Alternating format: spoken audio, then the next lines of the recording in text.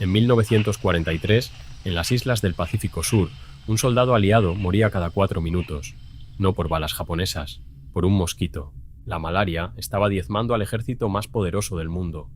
En Guadalcanal, por cada soldado herido en combate, caían 10 enfermos de malaria, y el único medicamento capaz de frenarla, la quinina, había desaparecido casi por completo del mundo occidental, porque 6 meses antes, Japón había ocupado Java, la isla donde crecía el 95% de toda la quina del mundo.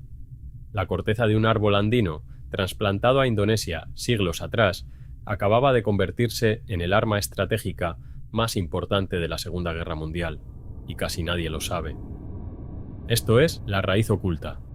Y hoy vamos a hablar de la planta que posiblemente salvó la democracia occidental. La raíz oculta es un canal sobre plantas.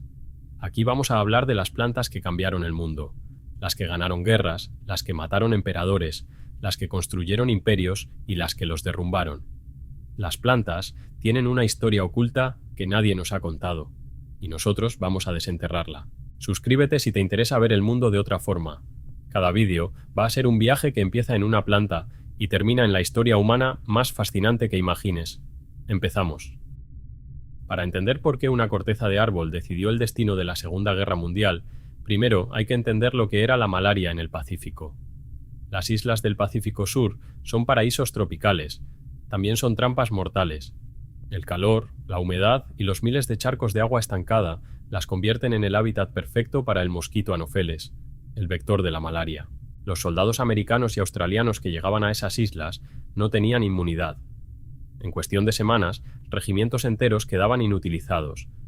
El general Douglas MacArthur, comandante del Pacífico, envió un telegrama urgente a Washington en 1942 que decía: «No estamos perdiendo esta guerra por falta de hombres, la estamos perdiendo por falta de quinina». La quina, Cinchona officinalis, un árbol que crece en las laderas orientales de los Andes, entre los 1500 y los 3000 metros de altitud, en Colombia, Ecuador, Perú y Bolivia. No es especialmente llamativa. Árbol de tamaño mediano, hojas ovales brillantes, flores pequeñas rosadas. Si la ves en una foto sin contexto, pasarías de largo. Pero su corteza contiene uno de los compuestos más importantes de la historia de la medicina, la quinina.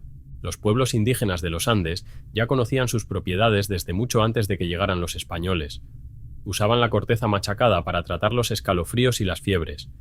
En el siglo XVII, los jesuitas la llevaron a Europa, donde se convirtió en el tratamiento estándar para las fiebres palúdicas. Durante más de 3 siglos, la quina fue literalmente irreemplazable. No había alternativa. Si no tenías quina, no podías combatir la malaria. Punto. Y aquí viene el primer giro de esta historia. En el siglo XIX, los botánicos holandeses, con métodos que hoy llamaríamos directamente espionaje industrial, consiguieron semillas de quina de los Andes y las llevaron a sus colonias en Indonesia, especialmente a la isla de Java. Allí, en las tierras volcánicas del trópico húmedo, la quina creció mejor que en ningún otro lugar del mundo. Las plantaciones javanesas se volvieron tan productivas que para 1940 Java producía el 95% de toda la quinina del mundo. El 7 de diciembre de 1941, Japón ataca Pearl Harbor. Estados Unidos entra en guerra. Pero hay algo que los libros de historia no suelen contar. En los meses siguientes, Japón no solo atacó bases militares, ejecutó una campaña sistemática de conquista diseñada, en parte, para controlar los recursos estratégicos del sudeste asiático, y la quina era uno de ellos. En febrero de 1942, Japón tomó Singapur. En marzo, Java. En cuestión de semanas, el 95% de las reservas mundiales de quinina habían caído en manos del Imperio japonés. Washington entró en pánico. La respuesta americana fue inmediata y se articuló en 3 frentes simultáneos. Primero, buscar quina desesperadamente en Sudamérica. El gobierno de Roosevelt contactó a todos los países andinos para comprar corteza a cualquier precio. Se creó la Cinchona Mission, que envió botánicos y agentes a Colombia, Ecuador y Perú para organizar una cadena de suministro de emergencia desde los bosques silvestres. Segundo frente, síntesis química. El ejército americano movilizó a las mejores mentes de la química orgánica para sintetizar quinina artificialmente en el laboratorio. Era un problema que llevaba décadas sin resolver. No lo consiguieron a tiempo para la guerra. pero sí desarrollaron sustitutos sintéticos como la atebrina, menos efectiva, con efectos secundarios desagradables, pero que fue lo que mantuvo con vida a los soldados aliados en el Pacífico. Tercer frente: espionaje botánico. Hay un episodio que parece sacado de una novela de Le Carré. En 1944, la OSS, el Servicio de Inteligencia Americano, predecesor de la CIA, intentó infiltrar agentes en Java para sacar semillas de quina bajo las narices japonesas. La misión fracasó, pero dice mucho del valor estratégico que tenía una planta en el contexto de la mayor guerra de la historia. Pero aquí hay un giro irónico que la historia suele ignorar. Japón controlaba las plantaciones de quina de Java, tenía el 95% del suministro mundial, y aún así, sus propias tropas también morían de malaria en cantidades devastadoras. ¿Por qué? Porque Japón no tenía la infraestructura farmacéutica para procesar la corteza y producir quinina a escala industrial. Tenía la materia prima, pero no la fábrica. La diferencia fue esta: los aliados reconocieron el problema, lo enfrentaron con recursos masivos y encontraron soluciones alternativas. Japón no lo hizo con la misma urgencia. La guerra no la ganó solo la quinina, pero sin la quinina o sin sus sustitutos, los aliados habrían sido incapaces de sostener las operaciones militares necesarias para ganar en el Pacífico.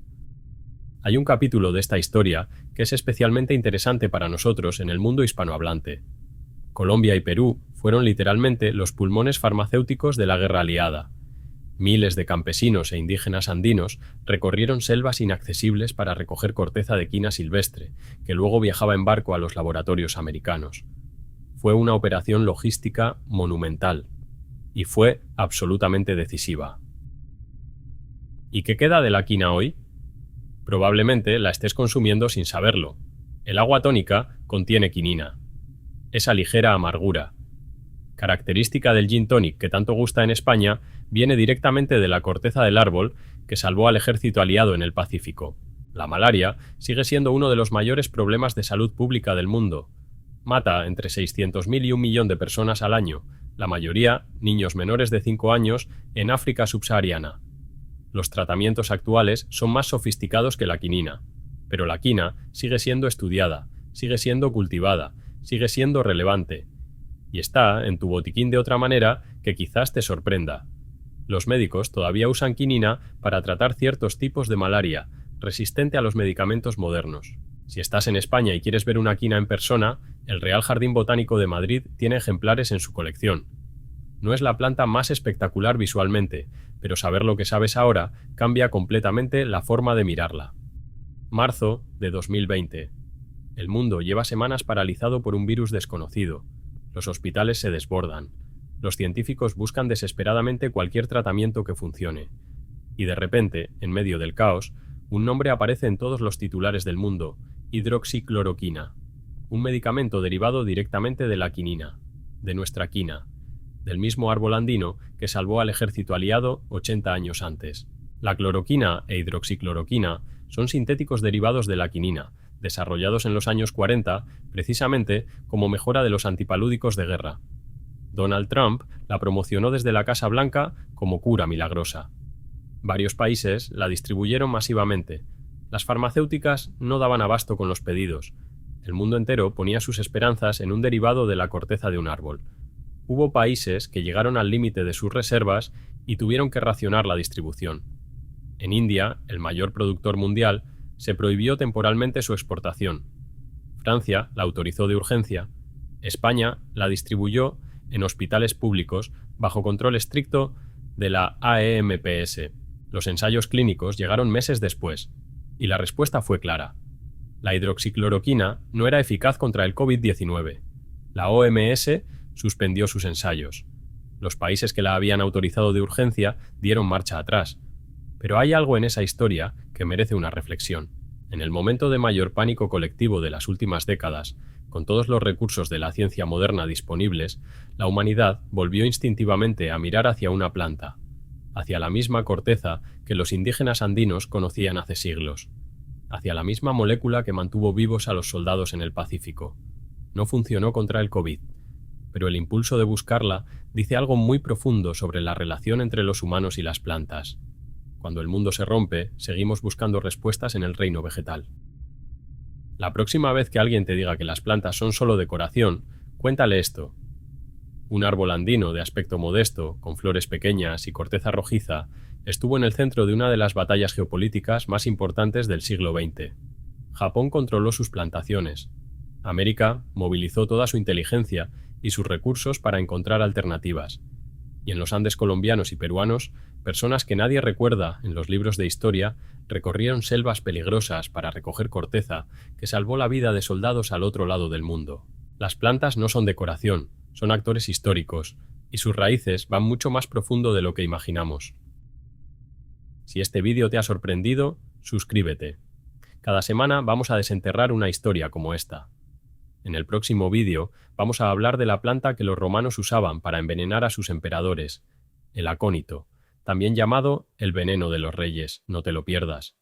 Y dime en los comentarios, ¿sabías que el agua tónica contiene quinina? ¿O que la malaria casi decide el resultado de la Segunda Guerra Mundial? Me interesa mucho leer tu reacción